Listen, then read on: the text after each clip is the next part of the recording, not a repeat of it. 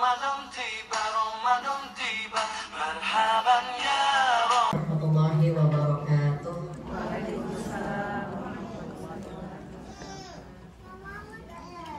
Alhamdulillah nahmaduhu wa nasta'inuhu wa nastaghfiruh wa na'udzu billahi min shururi anfusina wa min sayyiati a'malina may yahdihillahu fala mudilla lahu wa may yudlil fala hadiya lahu.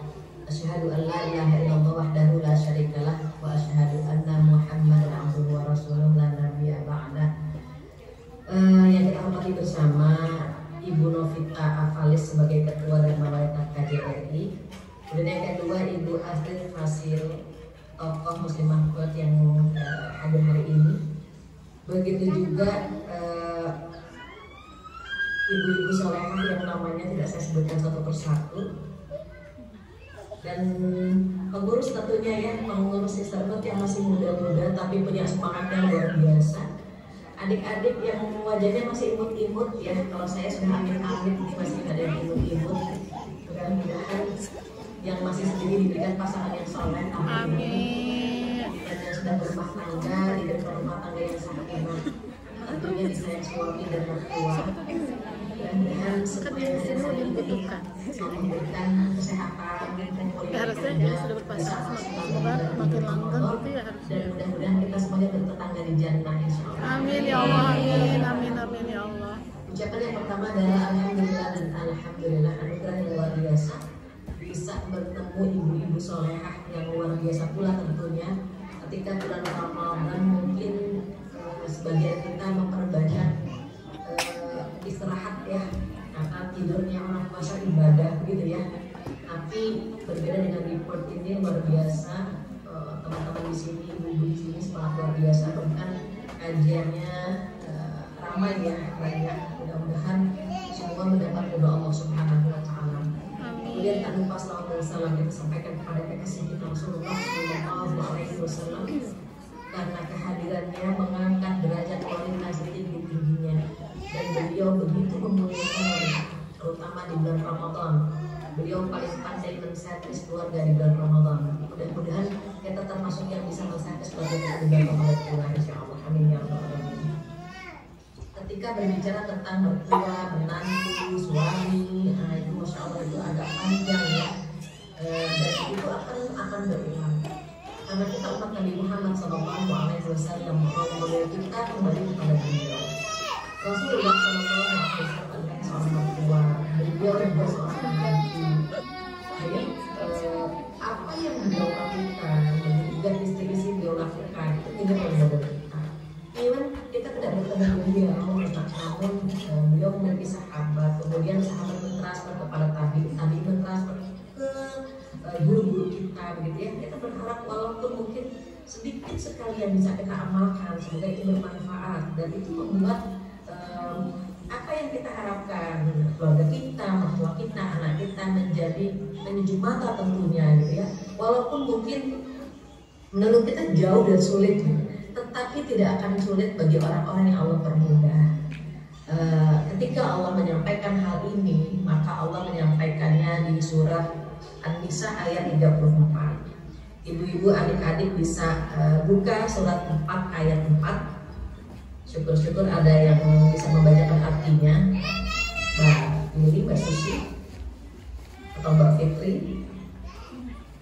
bisa dibacakan artinya, khawatir ada ibu-ibu yang belum ketemu surat An-Nisa ayat 34. Surat An-Nisa ayat 34 ya? Betul, betul. Ya ibu-ibu, siapa yang udah ketemu ini? Silakan teh, silakan. Laki-laki, suami itu pelindung bagi laki-laki, istri. Karena Allah telah melebihkan sebagian mereka, laki-laki, atas sebagian yang lain perempuan. Dan karena mereka, laki-laki telah memberikan nafkah dari hartanya, maka perempuan yang soleh adalah mereka yang taat kepada Allah dan menjaga diri ketika suaminya tidak ada, karena Allah telah menjaga mereka. Oke, cukup. Nah, ada satu lagi surat Al-Isra ayat 23 dan 24. Mumpung lagi buka Quran ya. 17 kalau nggak salah. 23 dan 124. Ayat 23 dan 24. Oh, Al-Isra ayat 23 dan 24. Surat ke-17. Dan Laila gimana? Udah ketemu? Belum. Udah. Ayat berapa? 23 dan 24. Buat artinya aja kan ya? Artinya aja. Al-Isra. Dan Tuhanmu telah memerintahkan agar kamu jangan menyembah selain Dia, dan hendaklah berbuat baik kepada ibu bapa. Jika salah seorang di antara keduanya atau kedua-duanya sampai berusia lanjut dalam pemeliharaanmu, maka sekali-kali janganlah engkau mengatakan kepada keduanya perkataan "ah", dan janganlah engkau membentak keduanya, dan ucapkanlah kepada keduanya perkataan yang baik.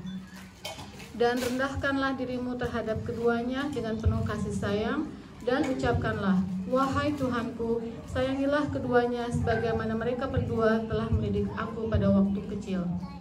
Iya, Bismillahirrahmanirrahim. Jazakillah, terima kasih banyak. Iya, ketika seorang wanita statusnya menjadi seorang anak ataupun menantu, maka kita sama-sama mengamalkan surat Al-Isra ayat 23 dan 24. Allah mentandem, Allah menggabung perintah menyembah Allah dan perintah berbakti kepada kedua orang tua. Mengapa? Karena kedua-duanya hukumnya wajib. Anak perempuan itu anak yang paling pandai menyenangkan orang tua. Anak perempuan itu anak yang paling bisa nurut sama orang tua. Maka di masa jahiliyah seorang bapak harus menangis menceritakan bagaimana dia membunuh putrinya hidup-hidup. Jadi ketika dia mengatakan, "Ya Rasulullah, aku benci dengan jahiliyah, aku benci dengan jahiliyah." Mengapa kata Rasulullah? Anak perempuan itu anak yang menyenangkan, kata ini. Anak perempuan itu adalah anak yang sangat penurut. Sampai suatu hari ketika aku meminta anakku, "Nah, tolong ambilkan sisir," dia mengambilkan. "Nah, tolong ambilkan air," dia mengambilkan untukku, ya Rasulullah. Tetapi jahiliyah memaksaku untuk membunuh dia. Sampai akhirnya aku mengatakan kepada putriku, "Nak, tolong lihat di sumur, nak. Ikannya bagus sekali." Ketika dia menolong ke sumur, aku menendangnya, aku melemparnya, aku membunuhnya, ya Rasulullah. Aku benci dengan jahiliyah. Air matanya menetes membasahi jenggotnya. Sampai Umar mengatakan, "Hentikan ceritamu, wahai bapak. Engkau telah membuat Rasulullah menangis." Apa kata beliau? "Biarkan ya Umar, biarkan dia menangis tentang masa jahiliyahnya dia, agar dia bersyukur dengan kehadiran Islam." Maka akhirnya apa? Pria ini mengatakan, "Aku benci dengan jahiliyah, aku membunuh putriku hidup-hidup." Maka ketika Rasul datang, agama Islam memuliakan wanita. Mungkin dulu saya memahami bahwa Kartini itu begitu memuliakan wanita, ya, pada masa itu. Tapi kita lupa bahwa yang pertama kali memuliakan wanita adalah agama kita, adalah agama Islam. Kebetulan hari ini hari Kartini ya, jadi pas banget usia saya 53 tahun, udah tua ya. Ini sebuah skenario Allah, brand desain Allah. Jadi ketika kita ingin memuliakan kita, sesungguhnya Islam sudah memuliakan wanita terlebih dahulu. Ketika Rasulullah datang, maka pembunuhan anak wanita hidup-hidup dihentikan.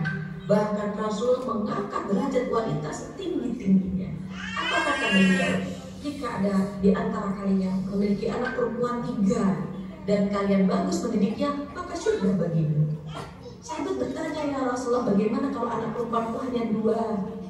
Apa kata beliau? "Kalau kalian bagus mendidiknya, maka surga bagimu." Seandainya beliau masih ada dan saya bertanya, "Ya Rasul, bagaimana kalau anak perempuannya hanya 1? Maka mungkin jawabannya akan sama, "Jika kamu bagus mendidiknya, maka surga bagimu." Di hadis yang lain dikatakan seorang anak perempuan dia bisa menjadi penghalang api neraka untuk orang tuanya. Bayangkan, anak perempuan ketika anak itu solehah, menjadi penyejuk mata, taat kepada Allah, sayang kepada orang tua, maka anak tersebut akan menjadi penghalang orang tuanya dari api neraka. Masya Allah, indah sekali. Kita dipilih oleh Allah, kita diangkat oleh Rasulullah SAW. Maka ketika orang tua kita memiliki kita sebagai putrinya, ini adalah amanat yang paling berat. Jadilah kita anak yang saleh. Jadilah kita menjadi penyejuk mata buat orang tua kita. Mengapa? Karena kita mampu menjadi penghalang api neraka kedua orang tua kita. Kalau di Indonesia banyak teman-teman kita ya, selebriti kita banyak yang hijrah. Artis-artis kita sudah mulai menutup aurat gitu. Kalau saya nanya sama mereka, apa yang mensupport, apa yang memotivasi kalian semua menutup aurat? Sebagian besar mereka mengatakan apa? Orang tua. Saya ingin orang tua saya itu hisabnya ringan, karena saya menjalankan perintah Allah. Saya ingin apa yang saya lakukan itu akan mengantar pahala buat orang tua saya. Jadi mayoritas mereka meyakini bahwa apa yang mereka lakukan itu mampu menghalangi orang tua dari api neraka. Pertanyaannya, bagaimana dengan kita? Sudahkah kita menjadi anak yang bisa meringankan hisab orang tua kita? Ketika kita sholat 5 waktu, maka orang tua insya Allah akan mendapatkan pahala dari apa yang kita lakukan. Begitu juga ketika kita menutup aurat, orang tua insya Allah akan mendapatkan pahala dari apa yang kita lakukan. Beruntunglah jika kita memiliki anak atau seorang anak perempuan, dan dia bagus sekali akhlaknya, bagus ibadahnya, insya Allah dia menanti kita di surga. Na'udzubillah sebaliknya, kalau kita menjadi anak perempuan yang tidak baik, yang tidak taat kepada Allah, tidak taat kepada orang tua, na'udzubillah, khawatir anak kita akan menyeret kita ke neraka, na'udzubillah. Maka jika status kita sebagai anak, ringankan hisab orang tua kita. Caranya bagaimana? Jalankan semua yang Allah perintahkan, tinggalkan semua yang Allah larang. Cintailah kedua orang tua kita. Bahkan apa kata Allah? Imma yablughanna 'indaka al-kibara ahaduhuma aw kilahuma fala taqul lahumu uffin wa la tanharhuma. Jika kedua orang tuamu atau salah satunya dalam perawatanmu, jangan mengatakan kepada orang tua. 2 huruf A dengan H. Itu membuat hati orang tua kita terluka. Allah melarang itu.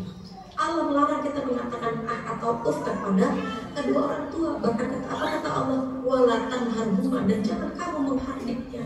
Wa qul lahuma qawlan karima. Berkatalah pada kedua orang tua kamu dengan perkataan yang mulia, yang sopan, yang santun. Para sahabat jika ibu mereka berbicara, berkata-kata, mereka semuanya tunduk mendengarkan apa yang orang tua mereka sampaikan. Padahal sebagian orang tua mereka masih kafir, tetapi para sahabat begitu memuliakan orang tuanya, begitu taat kepada kedua orang tuanya.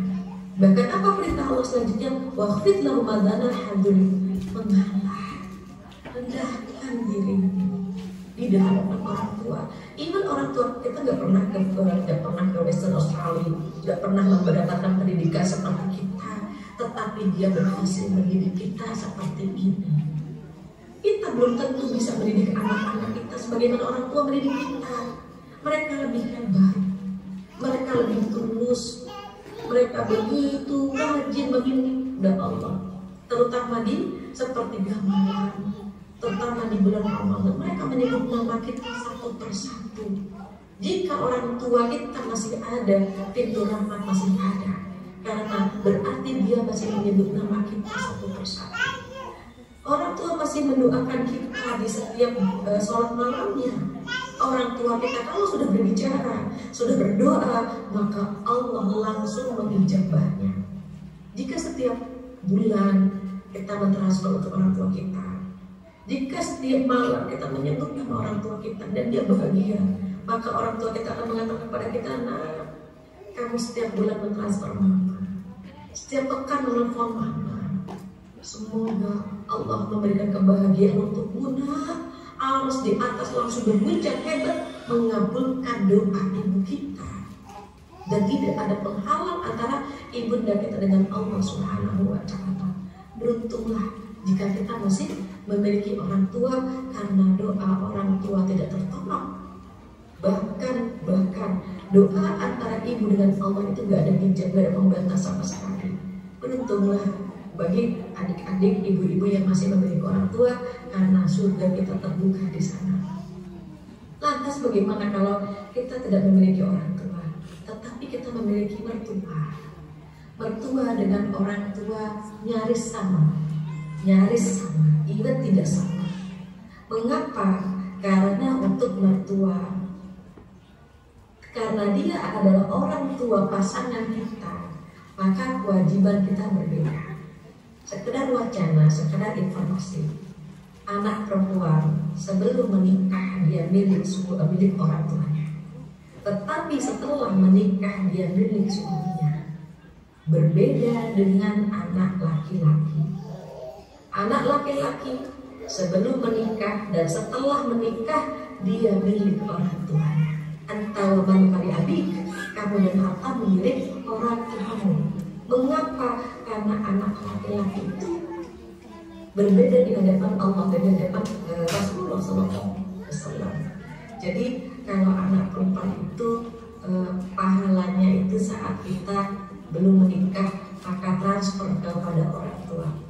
Ketika dia menikah, maka posisi suami sebagai qawwam, sebagai pemimpin di rumahnya.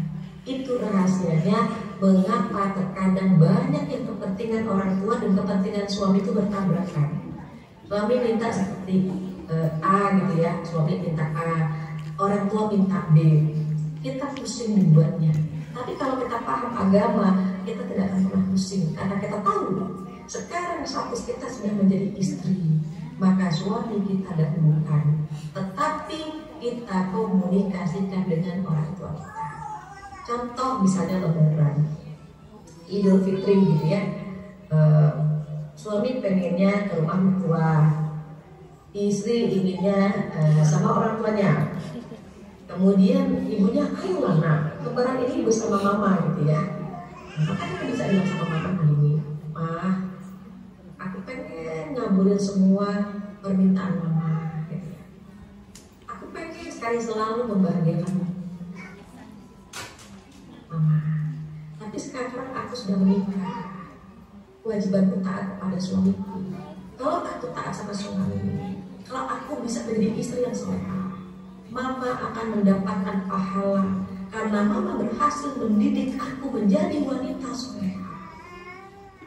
Tapi kalau aku ngikutin mama dan durhaka kepada suamiku, aku membangkang suamiku demi mama, karena untuk membahagiakan mama, mama akan bahagia. Tapi berarti mama gagal mendidik aku menjadi wanita solehah, karena ternyata aku membangkang dengan suamiku. Aku ingin mama dapat pahala. Jadi kalau aku tak sama suamiku, mama dapat pahala karena mama berhasil mendidik aku menjadi istri yang baik, istri yang jika bisa dicombine keduanya, aku usahakan yang mudah-mudahan bisa membahagiakan mama, bisa membahagiakan suamiku. Tapi kalau nggak bisa, insya Allah mama paham ya. Kita komunikasikan semuanya kepada orang tua kita. Begitu juga orang tua yang paham, nah sekarang kamu milik suamimu, ikuti suamimu, ikuti suamimu. Dia adalah surga bagimu, begitu. Yang menjadi masalah, kita tidak paham, orang tua tidak paham, suami tidak paham, dia menguasai kita, tidak ada kompromi, tidak ada diskusi, pokoknya ikut saya, begitu. Itu yang rumit buat kita. Tetapi ketika kita tahu mana skala prioritasnya, mana yang perlu didahulukan, mana yang harus kita ikuti, semua akan menjadi mudah jika Allah memudahkan. Maka yang kita kenali sekarang yang pertama adalah peran kita sebagai anak sebelum menikah. Yang belum menikah, maka berbahagialah dengan menservis orang tua semaksimal mungkin. Mengapa? Ketika menikah, maka itu hanya akan menjadi angan-angan saja. Coba dulu waktu aku belum menikah, aku bahagiakan mama papa. Coba waktu aku belum menikah dulu, aku bisa memberikan yang terindah buat mereka. Tapi itu sudah lewat. Mengapa? Karena sekarang di hadapan kita ada sosok pangeran berkuda yang menjadi imam di rumah kita. Jadi gimana dong komunikasikan dengan pasangan. Jadi ini sharing ya, sharing sedikit. Ketika saya lebih lama di Pakistan, ya. Jadi lulus SD, saya langsung ke pesantren, SMP 3 tahun, SMU 3 tahun, mengabdi dan mengajar di sana 1 tahun. 7 tahun saya di pesantren. Dari pesantren langsung lanjut ke Pakistan kurang lebih 10 tahun. Bayangkan kebersamaan kami dengan orang tua sangat-sangat sedikit. Dan itu saya sampaikan kepada suami. Saya nggak bisa, saya nggak lama bersama orang tua. Maka setelah S2 selesai, saya bilang saya ingin langsung kembali ke tanah air. Disetujui oleh suami. Dan karena suami paham kebersamaan saya dengan orang tua sebentar, jadi beliau sangat-sangat mengizinkan saya untuk ke rumah. Bahkan Masya Allah, setiap pekan beliau bilang begini, Umi ke rumah ibu yuk, setiap pekan. Karena beliau tahu betapa jarangnya saya bersama orang tua. Ketika saya ke rumah orang tua, Masya Allah, almarhumah ibunda saya bilang begini, suami saya namanya Imran ya. Almarhumah ibunda saya bilang begini, Imran, terima kasih ya, Fatia sudah diizinkan ketemu sama ibu. Gitu. Makasih ya Imran ya, ibu bisa ketemu sama cucu-cucu ibu. Terima kasih. Kenapa? Karena beliau tahu semua itu harus izin suami. Jadi kalau saya memberikan uang kepada ibunda saya nggak mau nerima. Ibu ini ada sedikit rezeki, nggak akan pernah nerima. Kenapa? Beliau khawatir saya sembunyi-sembunyi memberikan uang itu. Akhirnya saya bilang sama suami saya, yang kasih ke ibu ya. Akhirnya suami saya yang kasih ibu, dia ada sedikit rezeki. Itu diterima langsung oleh ibunda saya. Kenapa? Karena suami saya yang kasih. Jadi itu yang beliau lakukan gitu ya. Bahkan ketika kami baru sampai di Indonesia, baru seminggu, ibunda saya mengatakan begini, Pak, ingatkan suami, jangan lupa kirim uang untuk ibunya. Fatia jangan jadi penghalang antara dia dengan ibunya. Saya lihat baru seminggu kami berada di Indonesia, dia langsung mengingatkan. Saya sampaikan kepada suami saya, Pak, barusan ibu pesan, suruh tanya, udah transfer belum, udah kirim ke orang tua belum. Beliau kaget, ibu bilang begitu. Ibu minta agar Abi itu transfer ke orang tua. Jangan sampai Abi menjadi penghalang antara hubungan Abi dengan orang tua. Beliau terdiam. Masya Allah, hari gini gitu ada mertua yang ngingetin menantunya gitu. Jangan sampai kamu menjadi penghalang. Ingat ya, dia milik orang tuanya. Jadi sekarang kita berusaha beri orang tua kita berikan kepada kita amalkan. Kita ikuti. Kenapa? Kan itu Al-Quran, Islam yang mengajarkan seperti itu gitu, bahwa anak perempuan ketika menikah menjadi milik suaminya. Maka disitulah ketika almarhumah ibunda saya meninggal, itu suami saya lebih sedih ketimbang ketika orang tuanya yang meninggal gitu ya. Mengapa? Karena beliau bilang saya banyak dapat ilmu gitu. Banyak dapat ilmu dari ibu, dari ayah gitu ya. Enak ya kalau orang tua paham gitu, paham agama, betapa istri seperti apa, menantu seperti apa, mertua seperti apa. Jika semuanya sesuai dengan yang diajarkan oleh Allah dan Rasulnya, nggak ada konflik gitu lah itu ya, nggak ada konflik. Tapi yang menjadi masalah sekarang, kita terkadang nggak paham, pasangan nggak paham, mertua nggak paham gitu ya, orang tua nggak paham, ini yang menjadi konflik gitu ya. Jadi betapa sulitnya gitu menjadi menantu idaman, istri idaman, mertua idaman. Sesungguhnya sulit gitu. Tetapi Allah memberikan apa? Allah memberikan rambunya, Allah memberikan role modelnya. Kita bingung gimana nih posisi kita sebagai anak. Maka ikuti surat Al-Isra ayat 23 dan 24. Syukur-syukur ibu-ibu solehah ya, adik-adik solehah saat ini bisa langsung kirim WA atau SMS kepada ibunda. Ibu, saya sayang ibu, atau ibu saya cinta ibu, saya rindu ibu. Bolehlah dikirimkan sekarang. Mengapa? Kita ingin mengamalkan apa yang kita tahu gitu ya. Kita ingin ada doa gitu, semoga gitu ya. Semoga ibu usianya panjang, semoga ibu dibahagiakan oleh Allah, semoga doakan dan itu ke orang tua gitu ya. Mengapa? Kalau udah nanti sampai di rumah, sampai di kos-kosan, sampai di tempat masing-masing terkadang lupa. Maka kalau sekarang bisa dikirim, boleh ya panitia ya minta waktu 2 menit agar bisa mengekspresikan rasa untuk ibundanya, untuk mertuanya. Ini kan temanya tentang bagaimana jadi anak solehah, istri solehah dan menantu solehah. Boleh 2 menit, saya kasih waktu 2 menit untuk mengirimkan SMS atau WA ke mertua, ke orang tua.